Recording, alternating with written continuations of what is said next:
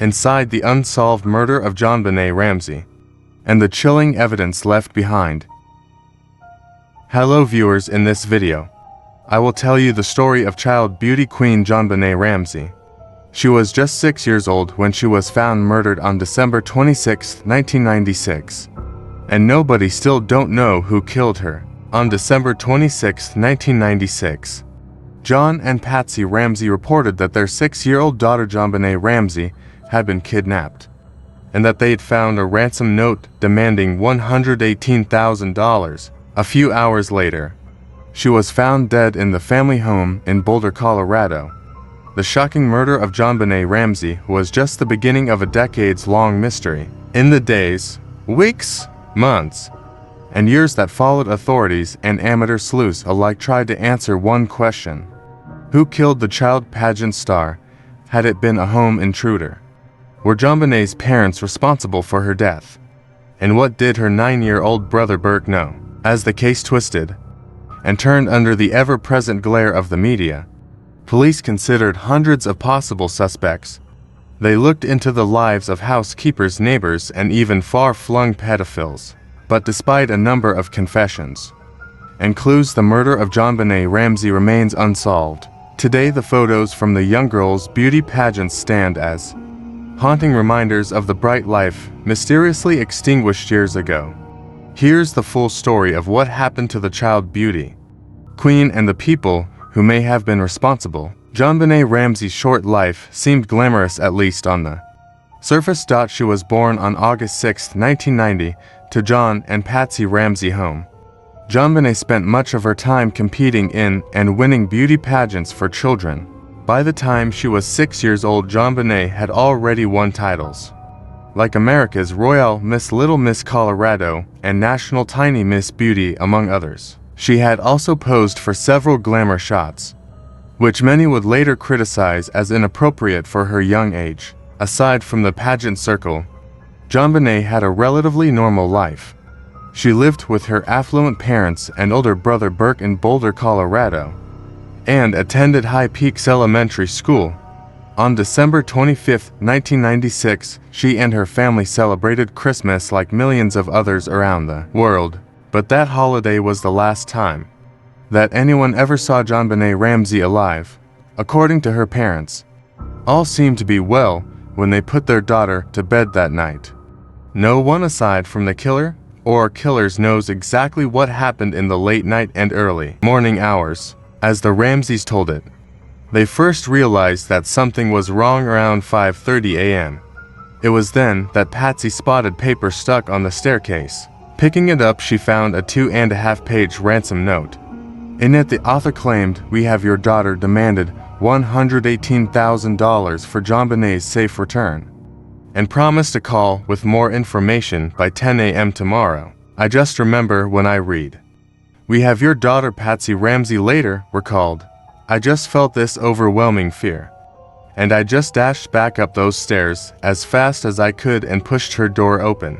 Since JonBenét was not in her bedroom, Patsy said, she woke up her husband and called 911. "We have a kidnapping," she cried on the phone.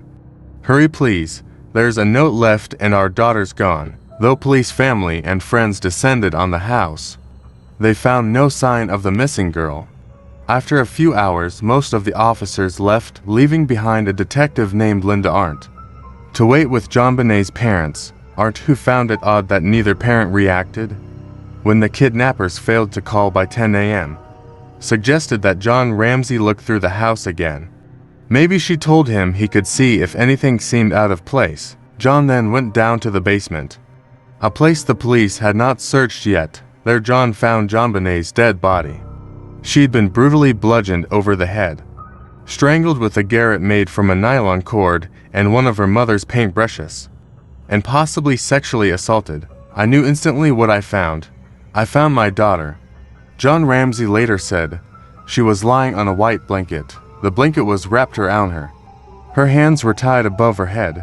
She had tape over her mouth. After the grisly discovery, the Boulder Police Department made multiple mistakes that compromised the investigation, including allowing JonBenét's father to move the body and not interviewing the parents separately. Even before the body was found, the cops had allowed several visitors in the house, contaminating the crime scene. Some house guests had cleaned the home, potentially eliminating fingerprints that may have been left behind. The cops' failure to properly secure the entire crime scene is believed to be one of the main reasons why the case has been so difficult to solve. Early on, the investigation into JonBenét Ramsey's death was off to a rocky start. An autopsy later painted a grim portrait of JonBenét's death. The 6-year-old had died from asphyxia by strangulation associated with craniocerebral trauma.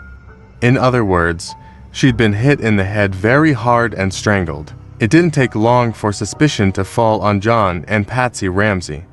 After all, JonBenét's body had been found in her family home, making it likely that a close family member was involved with her death. Her mother and father were also noticeably quick to lawyer up, which some found suspicious, according to the police. Both parents were also wary of being interviewed. In fact, moments after the body was found, Detective Arndt wondered if John Ramsey had killed JonBenét.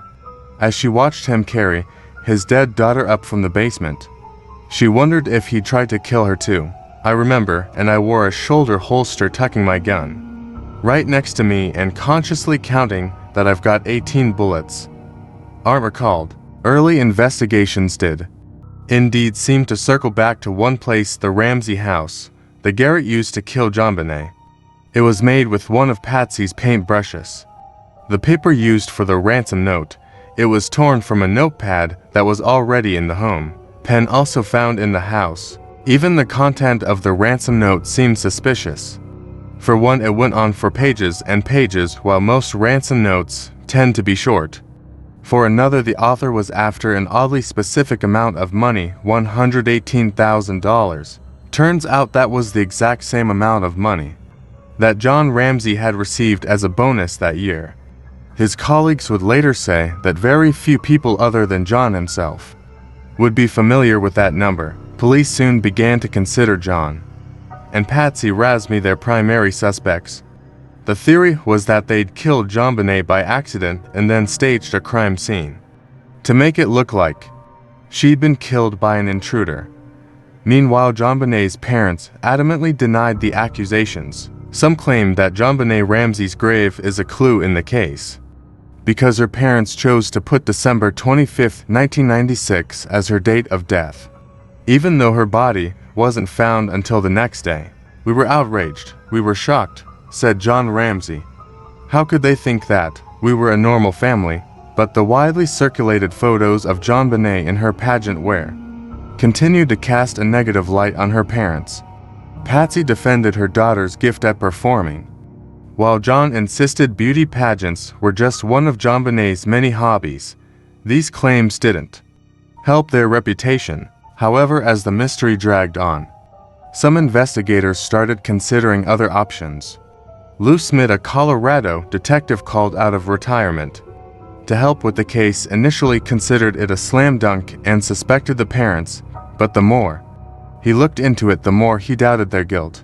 Instead, Smith believed that a mysterious intruder had snuck in through one of the home's several open windows, specifically one that was in the basement, pointing to evidence like an unfamiliar shoe print near the crime scene and the possible mark of a stun gun on JonBenét's body. He argued that this unknown person was JonBenét Ramsey's killer, but most Boulder police officers continued to focus primarily on JonBenét's parents.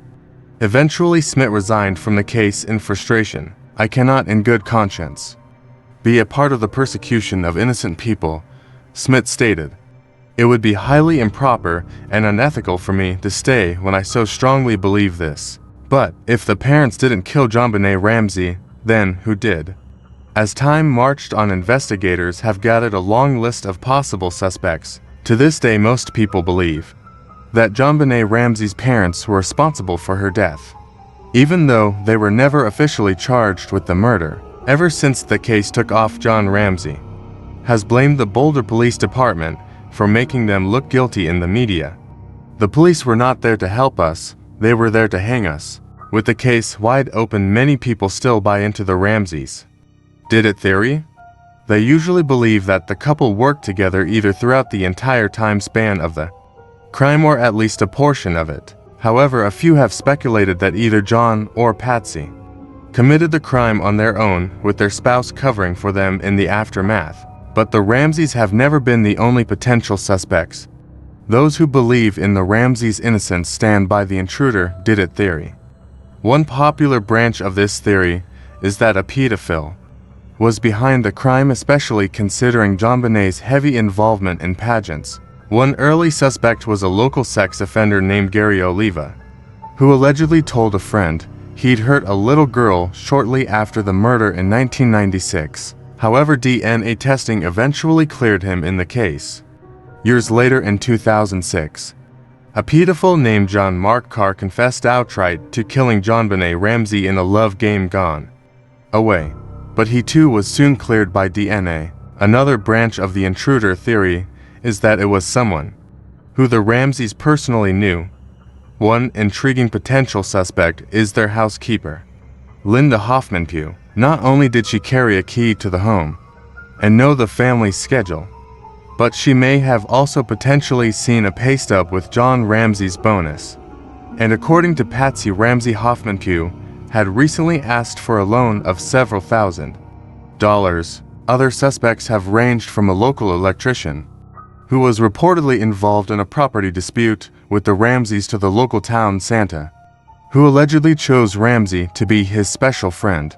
But perhaps the most shocking theory is that JonBenét's brother Burke, who was just 9 years old at the time, was responsible for her death. This idea gained momentum after the release of the 2016 CBS docuseries, The Case of JonBenét Ramsey. The doc noted that undigested pineapple had been found in JonBenét's stomach and a bowl of pineapple had been found in the kitchen.